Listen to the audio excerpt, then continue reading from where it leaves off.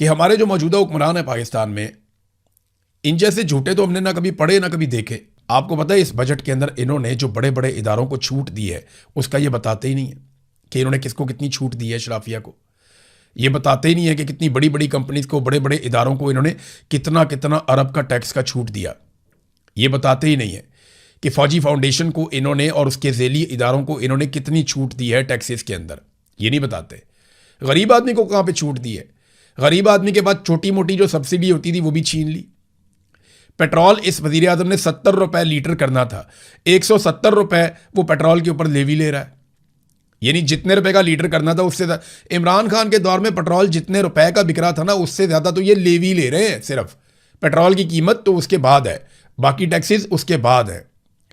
तो ये लोगों को बेवकूफ़ बनाते हैं कि गरीब आदमी के लिए इन्होंने ही कहा था ना, कपड़े बेच देंगे, लोगों को आटा देंगे, रोटी देंगे, लोगों को सहूलियात देंगे।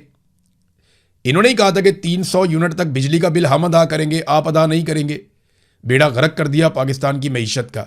1 यूनिट भी इस्तेमाल होता है, 2 यूनिट भी इस्तेमाल होते हैं तो हज़ारों में बिल आ जाता है।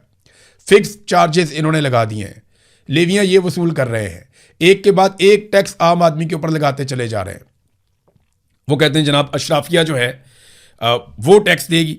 शहबाज शरीफ का बयान कि अशराफिया मुराद हासिल करती रहे और अवाम कुर्बानी दें, ये मुमकिन नहीं है। अवाम के लिए आपने कौन से प्राइवेट जेट लिए हैं?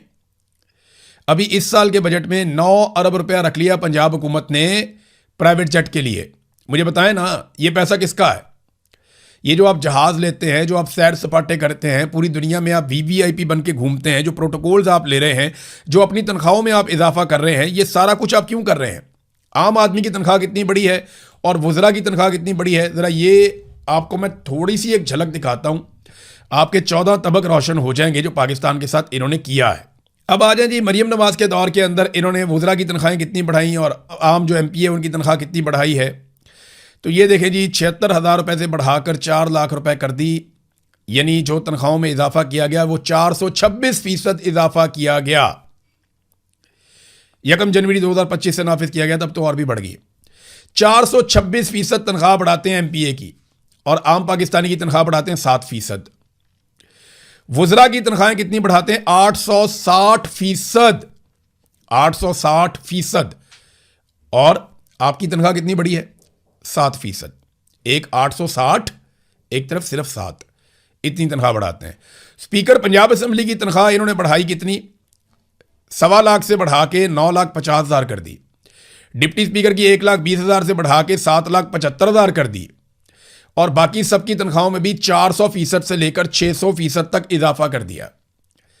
ये इजाफा किया गवर्नमेंट ऑफ पंजाब ने। वफाकी हुकूमत ने भी इसी तरह इजाफा किया। 2025 में वफाकी वज़रा और मुशीरान की तनख्वाहें जो हैं वो 2 लाख रुपए से बढ़ाकर 5,19,000 रुपए तक कर दी गई। लगभग 200% के करीब इन्होंने, या 2.5 गुना इन्होंने तनख्वाहें बढ़ा दी। आपकी तनख्वाह कितनी बढ़ती है? 7%। उनकी कितनी बढ़ती है? 250%। कितना फ़र्क है? तो ये अपनी तनख्वाहें ऐसे बढ़ाते हैं, फिर ये कहते हैं जनाब अशराफिया को हम कुछ नहीं देंगे और गरीबों को हम देंगे सारा कुछ। आप लोगों को बेवकूफ़ समझते हैं। हम बैठे हैं ना लोगों को डाटा बताने के लिए, क्योंकि हम गरीबों में से ही उठ के आए हुए हैं। हम उन्हीं के लोग हैं और हम आपको बताएंगे। और हर आदमी को इसके ऊपर पढ़ना चाहिए, लिखना चाहिए, बोलना चाहिए। आज सोशल मीडिया का दौर है, आप सारे ये आवाज़ उठाएं कि MPAs की, MNAs की, मिनिस्टर्स की, सेनेटर्स की, इनकी तनख्वाहें बढ़ी हैं जब से ये सरकार आई है। 400-400%, 600-600%, 900-900% तक इनकी तनख्वाहें बढ़ी हैं। और महंगाई भी इसी रफ्तार से बढ़ी है। आपकी तनख्वाहें कितनी बढ़ाई गई? आपकी तनख्वाह बढ़ती है 10%, 5%, 7%। और इस मरतबा 7% की तजवीज़ दी गई है तनख्वाहें बढ़ाने की। और इसके अलावा जो इनके TADA हैं, आनियाँ जानियाँ हैं, इनके जो प्रोटोकॉल्स हैं, इनको जो घर मिलते हैं, इनको जो अलाउंसेस मिलते हैं, वो इसके अलावा है। जो इनकी तनख्वाहें बढ़ी वो बाकी सारी चीज़ें इसके अलावा हैं। तो ये शहबाज शरीफ साहब जनाब इतने ढिले मुँह के साथ झूठ बोल देते हैं कि जनाब ये मुमकिन